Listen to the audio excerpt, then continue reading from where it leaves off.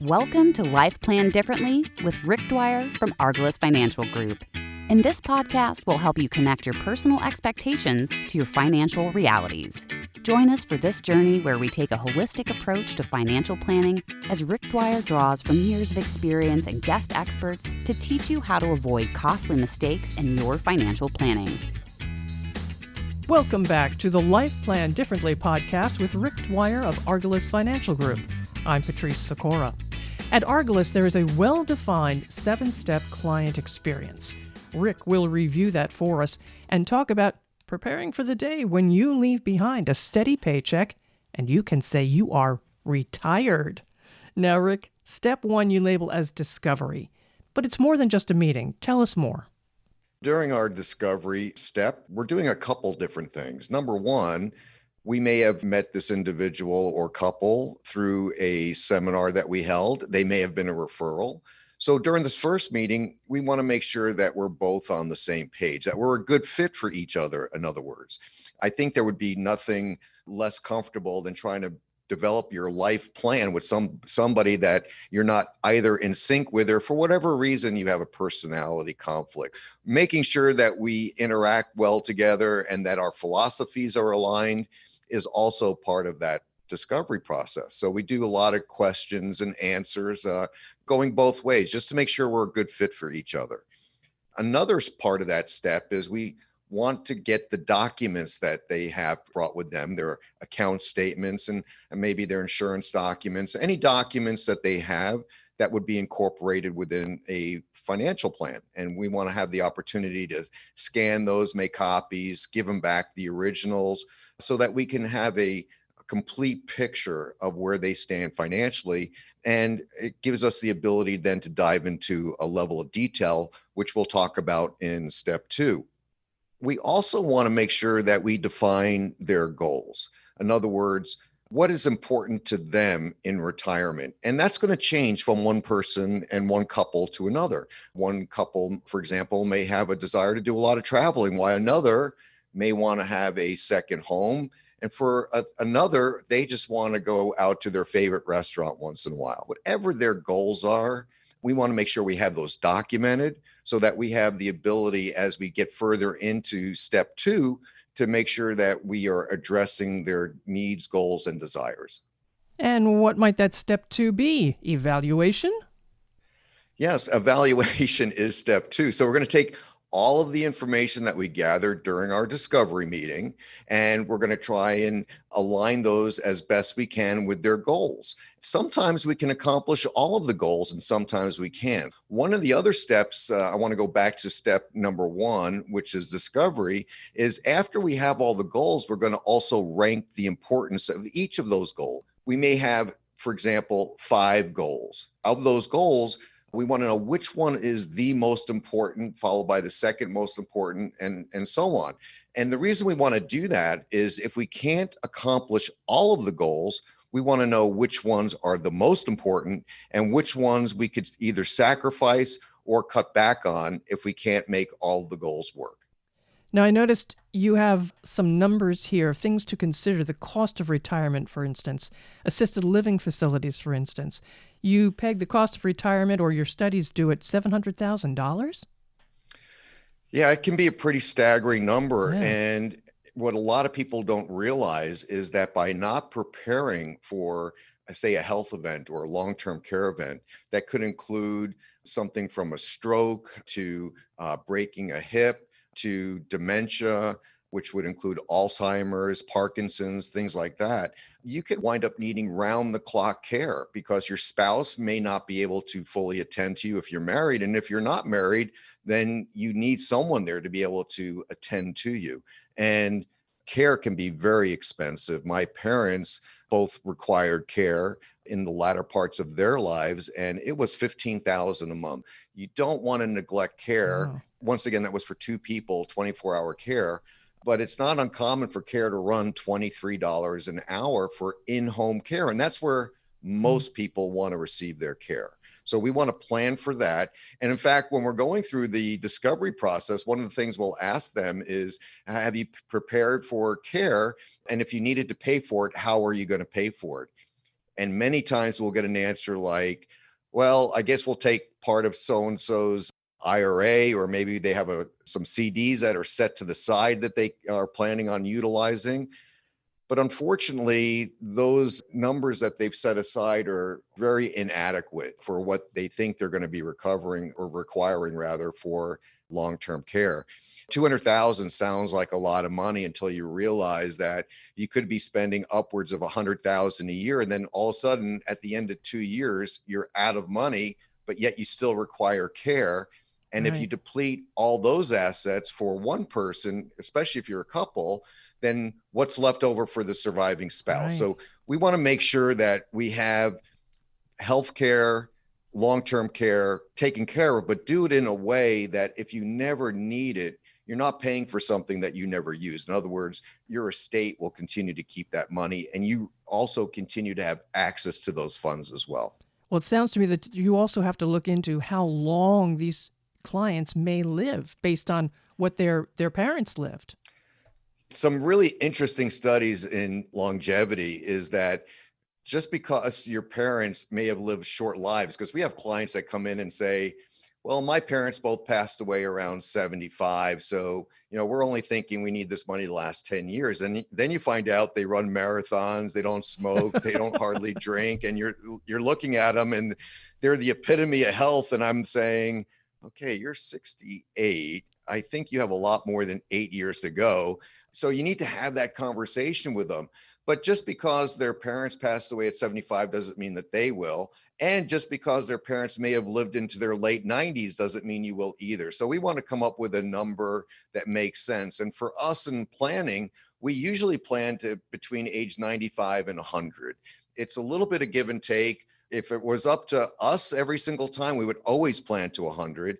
It's interesting, when I first got into the insurance business way back in the early 80s, the life expectancy tables went up on the policies to between 95 and 100. And now they go from 120 to 130, depending upon the carrier. So Really? the insurance companies know something's going on with longevity. I think the rest of us need to step up, wake up, and realize that we're living healthier for the most part, and we are living longer. So 100 is not out of the question. No, in fact, what's interesting is if you're a healthy couple, age 65 today, there is a 90% chance that one of you will live to, I believe it's 95. There is a 5% chance that one of you will live to 100. In a relatively short period of time, we've seen the growth of the 100 plus group growing almost faster than all other demographics. So it's a burgeoning group and expected to continue to grow over the next number of decades. And that's attributable to not only healthy living, but advances in medicine and in medical technology itself. I'm going to have to talk to my husband, figure out which of us is going to live that long. I don't know. Believe me, if you knew who was going to live longer and for how long, it makes the planning process so much easier. I'm sure, which is a good question. Tell me the difference between planning for a woman and planning for a man. That is an excellent question. And what makes it so interesting is that, we'll have couples that come in. I'm just going to talk about couples first, Sure. Because when it comes to singles, you effectively do the planning almost the same. But when it comes to couples, statistically speaking, women will live longer than men, usually somewhere in the 2 to 5 year range. So usually what winds up happening is, once again, I'm going to be very broad and say that a lot of couples, the male is in charge of the planning. And I realize that's changing. That's not always the case. But the reason that the wife or the spouse needs to be involved is because they may be the ones that are left with the plan that the husband developed. And a lot of times the husband's developing this plan and he's assuming that they're both going to pass away at the exact same time. And, in that case, the plans normally will work. But unfortunately, that's not the way real life happens. It's not uncommon for the spouse, wife in the case that we're talking about, to last for years and sometimes decades longer than the husband. When I was looking at assisted living facilities for my parents before they passed away, when we would go into these facilities, the vast majority of the inhabitants were women. So it just really drives home the point that women need to not only be involved in planning for their retirement, but they need to have an active role in it, because whatever winds up happening with the husband could dramatically impact how they're going to be surviving in retirement after the husband passes away. In my parents' case, I'll just do a little side story on them. Mm-hmm. They both passed away within 13 days of each other in 2018. Oh, my. And I believe that one of the main reasons that my mom gave up was not only because my stepdad passed away first, they've been together for almost 30 years, loved each other deeply. And so she lost her best friend and spouse.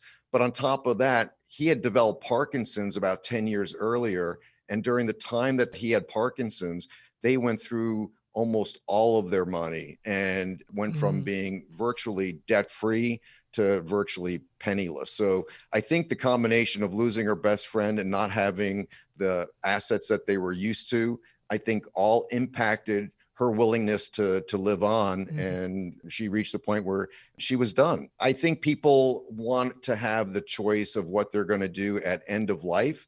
And you don't want to be in a position where you're making decisions because you just don't have enough money. Well, this kind of brings us to step 3, vision. Tell me about that.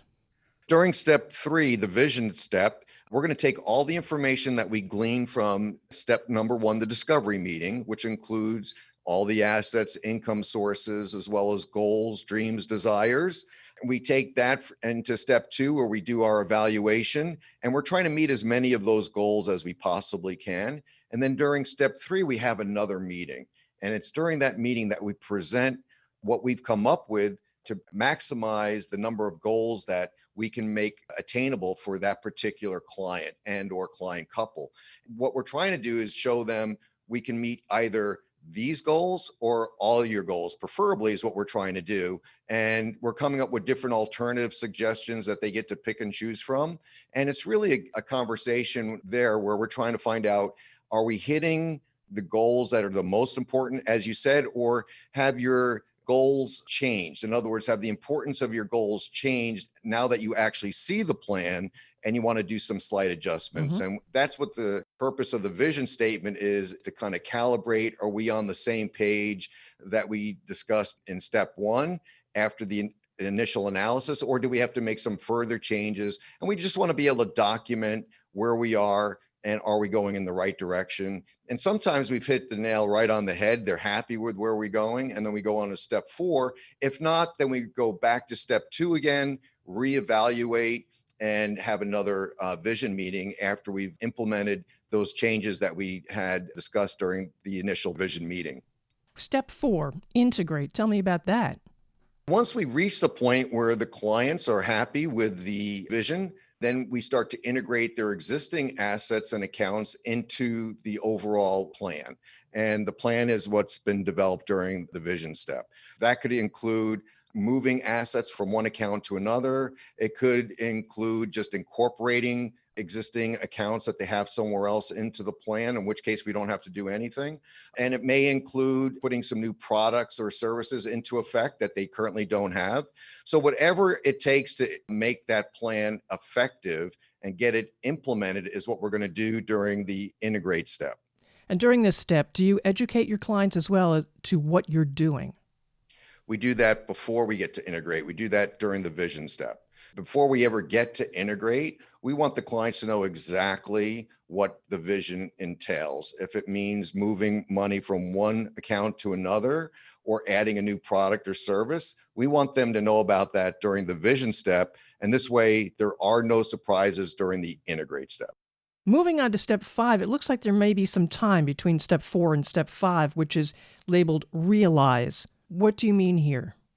If there's anything during the integrate step that we haven't been able to fully accomplish, right away, because some assets take more time to move than others, then we're going to do that during the realize step. The realize step is where we have everything that we wanted to do during the integration step fully completed. And now we're actually realizing the benefits of the plan. So by the time we hit realize, everything's been moved that needs to be moved, everything that needs to be added for an account for the client or clients has been added. And now we're actually in the plan. The plan is now fully functional and is moving forward. And moving forward, you've got step 6, which is observe. But this takes a year for you to really look at and then look back, review, probably plan ahead. Is that correct?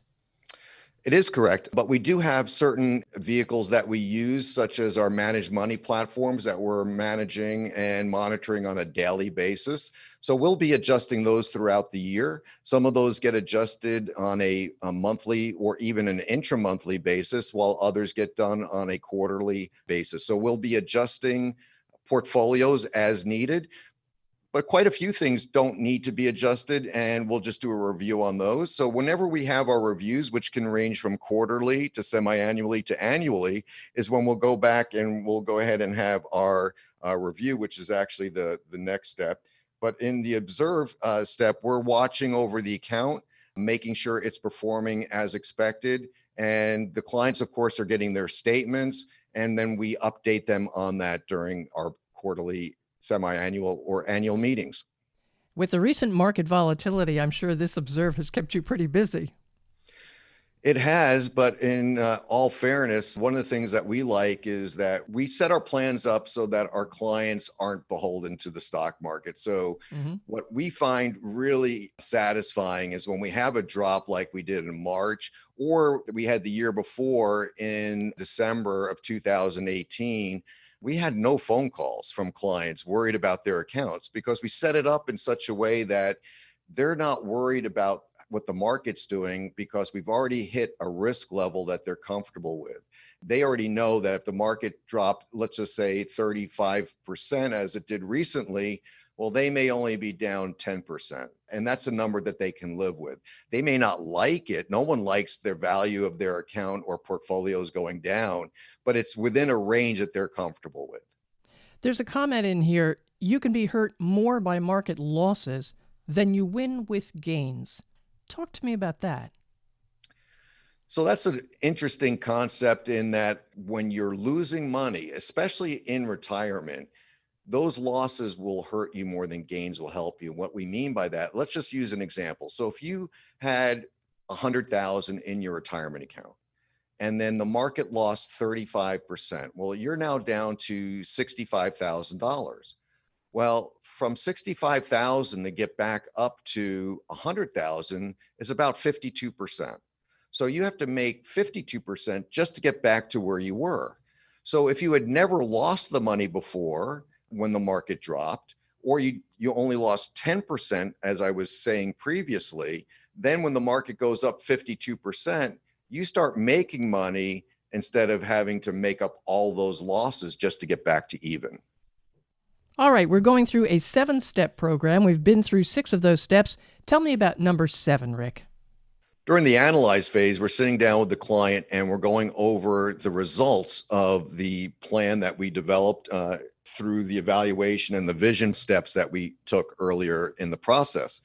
And now that the plan has been integrated, it is being realized, we're observing it, we want to go over those results with the client. And we want to see, are we on track? Are we ahead of where we thought we would be, or are we slightly behind from where we thought we would be?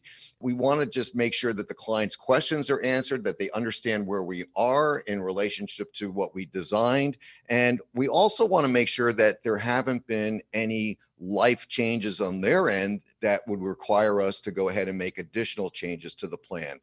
If that's the case, for example, there could be a birth of a grandchild that they want to incorporate in the plan that wasn't there before. There's all sorts of things that happen for life events. There's deaths, there's marriages, there's children being born.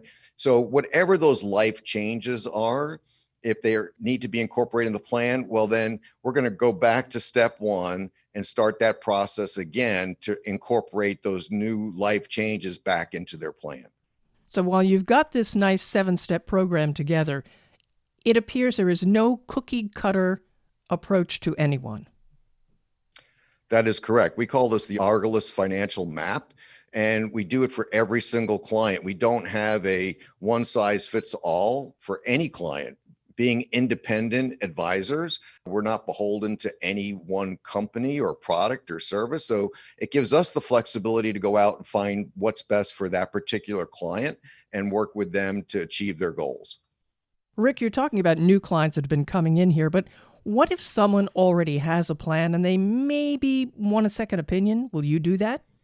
Absolutely. One of the things that we mention to people is by having a second set of eyes, look at that, we have the ability to let you know, is your plan complete or incomplete? And a lot of times they think they have a complete plan, but then we start asking them questions. What steps have you taken to minimize taxes? And we'll get sometimes different answers, but in most cases, they haven't done anything to really mitigate the effects of taxes. So that's a conversation we want to have. Here's a perfect example of why you want to do that. A client who is married, as an example, if their spouse passes away during that year, they will be able to file married filing joint. The following year, they're going to have to file as single. And just going from a married filing joint status to a single status will almost double their tax rate. So if they haven't accounted for that increase in taxes, then to maintain the same lifestyle, they're going to have to generate much more income and pay a much higher rate of taxes. So that's one thing that we want to address. The second thing we want to make sure we address has the long-term care portion that we were discussing earlier, how is that being addressed, and is it being addressed efficiently? So these are the things that we want to look at. A lot of people look at, for example, what's my rate of return?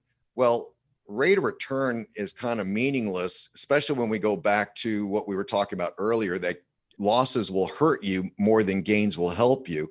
It's not what you make that counts, it's what you keep that counts. And if you can keep it in a very tax efficient basis, as well as have your dollars do more than $1 worth of work. In other words, if you could have your money generating your income, but also providing you for care in case you ever needed it for long-term care or dementia, and then do it in a tax efficient manner, wow, you really have a complete plan that's taken a lot of different things into account. Lots of great thought-provoking information there, Rick. Thank you so much. Rick Dwyer of Argallus Financial Group. To subscribe to upcoming episodes of Life Planned Differently, just use the subscribe button on this page. You can also share with friends and colleagues using the share button. I'm Patrice Sikora, and let's talk again later. Thank you for listening to the Life Planned Differently podcast. Click the subscribe button below to be notified when new episodes become available. The information covered and posted represents the views and opinions of the guest and does not necessarily represent the views or opinions of Argallus Financial Group, Inc. or Capital Management Services, Inc. The content has been made available for informational and educational purposes only.